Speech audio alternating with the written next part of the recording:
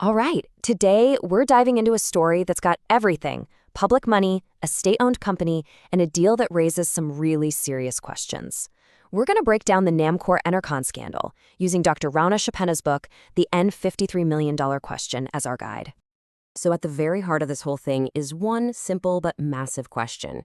It's the kind of question you hear everywhere after years of corruption scandals. Where did all that money go? And probably more importantly, why should it matter to you?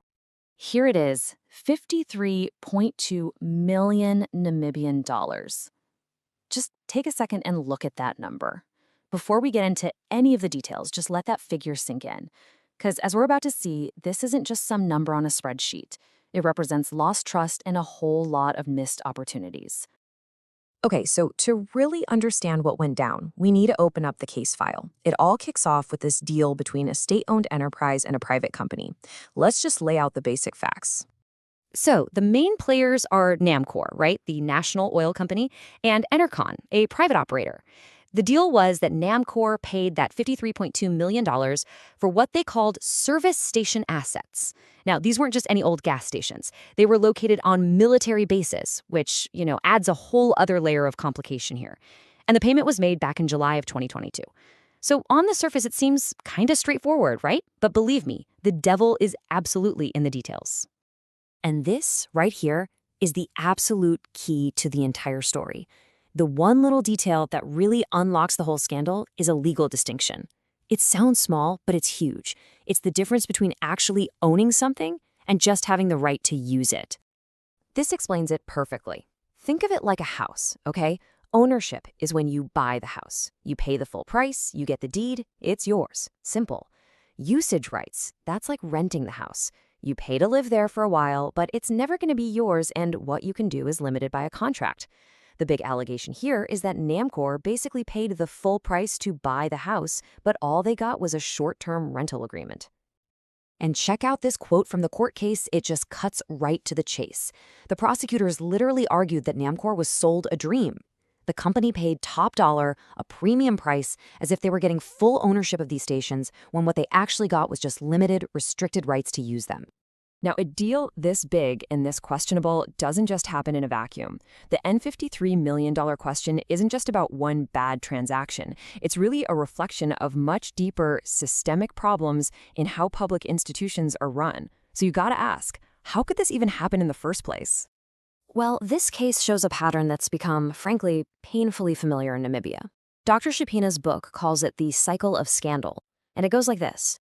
A story breaks, it's all over the headlines, maybe an inquiry gets launched, and then, often, just silence. The whole cycle just repeats itself without any real change, which makes this particular case so important.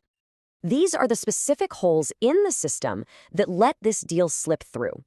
The way the assets were valued was questionable, to say the least. The whole process was murky, giving executives way too much power without proper checks and balances from the board. And a culture of secrecy meant that by the time you or I found out, the money was long gone. It was just a total failure of oversight, from top to bottom. I know, this can all seem like some high-level corporate drama, but trust me, it has real, actual consequences for every single person. Let's connect the dots from that boardroom right down to your daily life. Here's the most important point. That $53.2 million isn't just an abstract number that vanished from a company's bank account. In a country with limited resources, that money is what we call an opportunity cost. It's what we lost the chance to do. A choice was made, and it meant that other, critical public needs didn't get funded. I mean, just think about it for a second. That exact same amount of money could have built and staffed new health clinics in rural areas. It could have upgraded schools, giving thousands of kids a better shot at the future. It could have been invested in vital water infrastructure, or maybe pushed the country forward with green energy projects. That is the real price of this scandal. Not just the missing money, but the missing progress. But look, Dr. Shipena's book doesn't just point out the problems. It actually offers solutions. It lays out a really clear blueprint for change, showing how this scandal could actually become a trigger for real, meaningful reform. So the book outlines 4 key steps for reform. First, demand total transparency with forensic audits where the public actually gets to see the results. Second, ensure accountability with a truly independent inquiry. Third, tighten the leash by reforming how state-owned enterprises approve these huge deals. Maybe require the Treasury to sign off. And finally, build back trust by creating digital portals where major public contracts are published for everyone to see in real time. And what's really important here is that these aren't just pie-in-the-sky ideas. These are practical, doable measures. They're based on well-established international standards for good governance, things like the King IV report and the OECD guidelines.